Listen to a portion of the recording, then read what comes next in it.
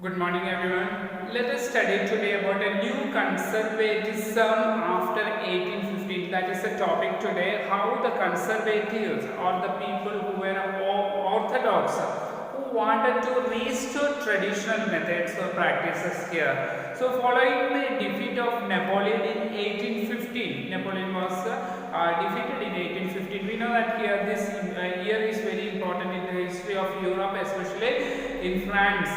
So 1815, when Napoleon was defeated, the European governments were driven by a spirit of conservatism.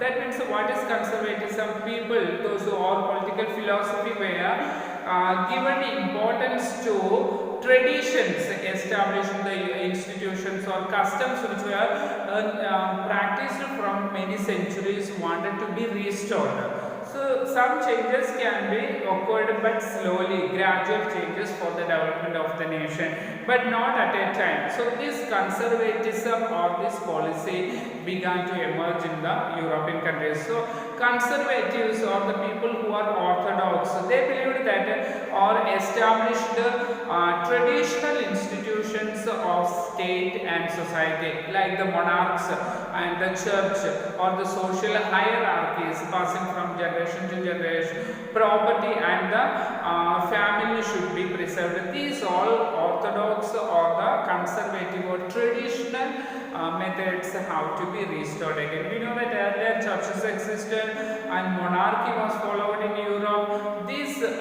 same system should be restored again. So most conservatives, however, did not propose a return to the society of pre-revolutionary days. How the people revolted against the monarch. This situation should not be coming back again. So the conservatives felt that again people should not revolt against the monarch. So this was the idea of the people who want all the nations in Europe during this period in 1815. So here we know that they wanted some changes, so that they realized from the changes initiated by Napoleon that modernization could in fact strengthen the traditional institutions like the monarchy. Monarchy should exist, so they wanted to restore monarchy. So also it could make state power more effective and strong also. Modern army and effective bureaucracy, efficient and effective bureaucracy. That means officials who are supporting the monarch. Needed monarchy or modern army should be modernized. A dynamic economy, abolition of feudalism and serfdom. That means landlords or feudalism, the classes of in the society, that should be abolished.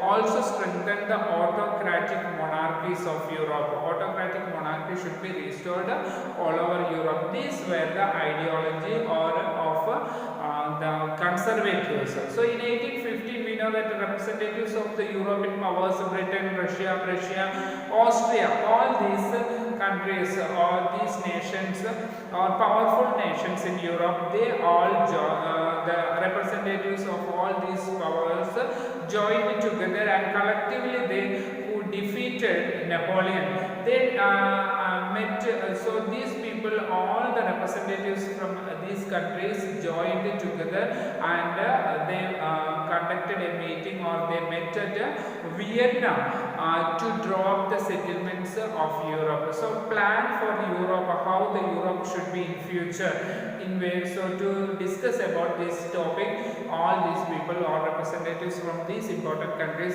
joined together at Vienna. So the congress was hosted by the Austrian Chancellor Duke Metternich. Austria's Chancellor Duke Metternich was the person who hosted the meeting. So all members gathered together. So the delegates, all these important personalities, drew up the Treaty of Vienna. The meeting was conducted at Vienna, so that this was known as the Treaty of Vienna. The agreement or the conditions they made and signed in Treaty of Vienna of 1815. So with the object of undoing the most of the changes that had come about about in Europe during the Napoleonic Wars. During the Napoleonic Wars, what were the changes occurring? That all should be changed here. So the Bourbon family or the Bourbon dynasty we studied earlier, that which had been deposed during the French Revolution, and they were removed from power. This family was overthrown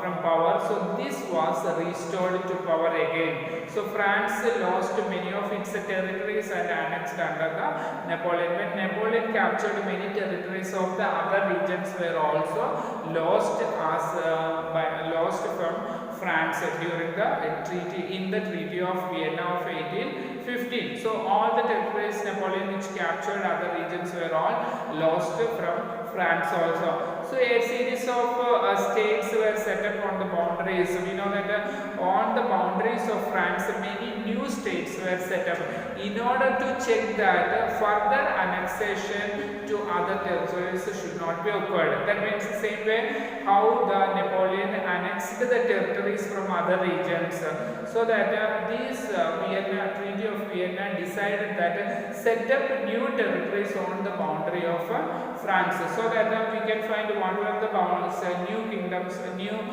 territories were set up on the boundaries of France, so that French expansion will not be taking place. There will be a control.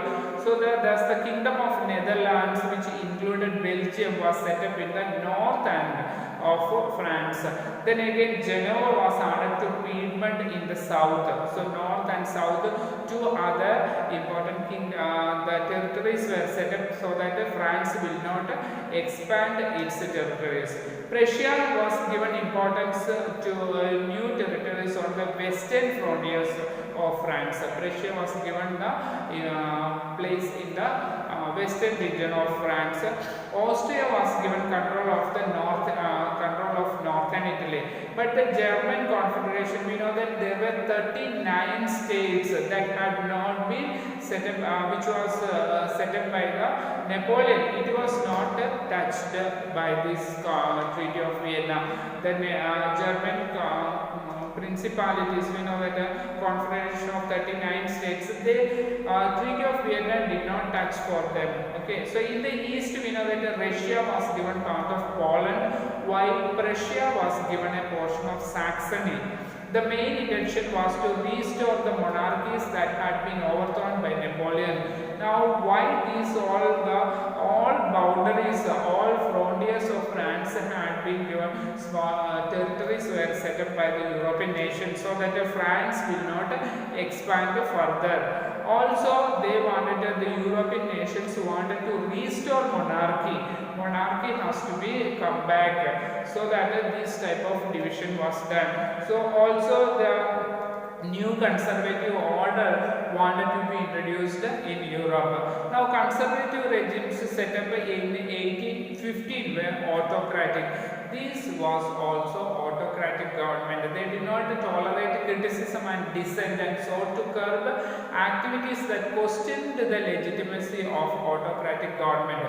What was the important feature of this government is they could not tolerate criticism. Those who criticize the government will be punished or arrested or punished or killed also. And also they wanted to curb or control the activities who were questioning the legitimacy or the power of autocratic governments also. Most of these autocratic governments imposed censorship. That is very important. Censorship laws. That means without the government's permission, no one is able to publish anything in the newspaper or books or plays or songs, etc. So whatever if these were the people who were such kind of liberals, if they wanted liberty and freedom, the ideas or ideology of liberty and freedom, those if anyone has published in the newspaper or magazines or books, they were punished and they were severely tortured also. That is what the censorship through the songs or playlists also, such kind of ideals of freedom, liberty.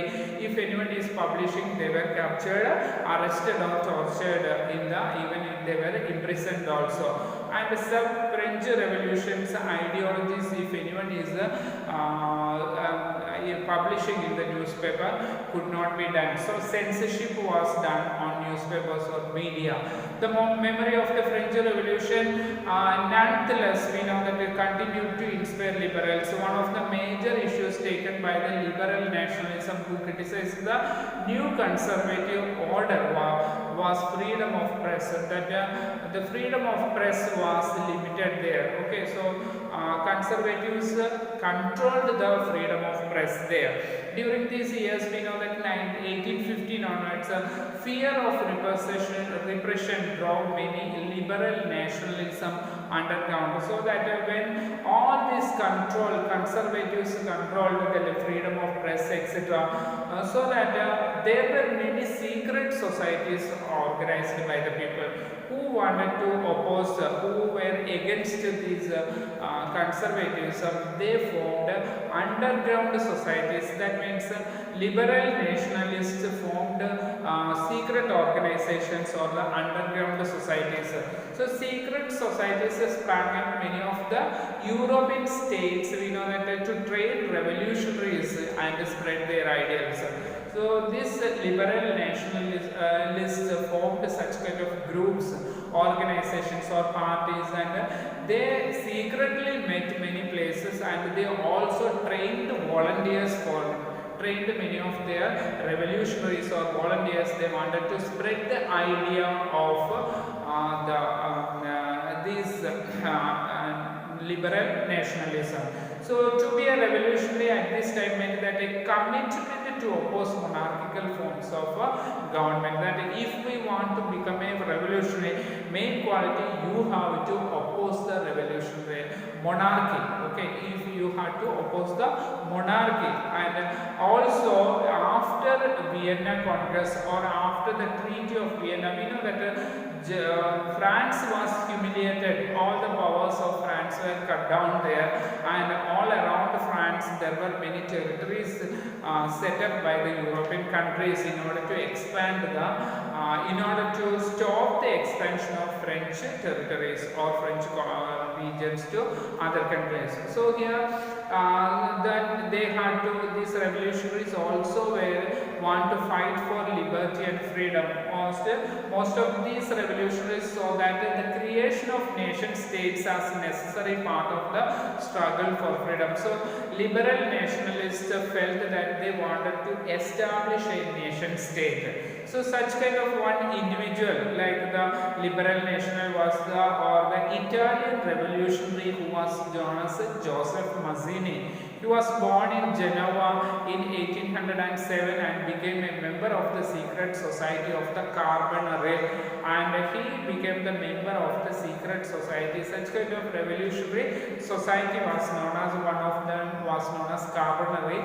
He became a member of it. When he was a young man at the age of 24, he was sent into exile. He was sent out of his country in 1831 for attempting a revolution in Liguria. So that he was exiled from the country. Again he founded two more underground society. First one was French here. When he was in exile, he was sent out of his nation. He founded two revolutionary societies, also secret societies. One was the Young Italy in Marseilles and then Young Europe in Bern. These were the two societies or secret societies he founded. So their members also, whose members of these society were also like-minded people, young men from Poland, France, Italy and German states also. The members who joined these societies also similar way of thinking. They wanted to overthrow the monarchy and restore all the their democratic policies to be introduced in the country.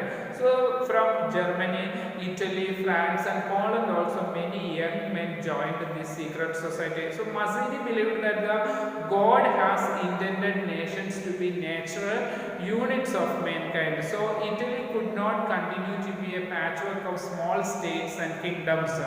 He believed that God has created the country should be like naturally existing, not the patchwork of many of the kingdoms. Italy, we know that there were many kingdoms, many territories also it was divided to, and some regions were handed over by some other nations, etc. But he wanted to unite all the regions of Italy as one nation. So here he felt that it had to be forged into a single unified republic within the wider alliance of nations. So the unification alone could be the basis of Italian liberty. Italy could be liberated by unifying as one nation.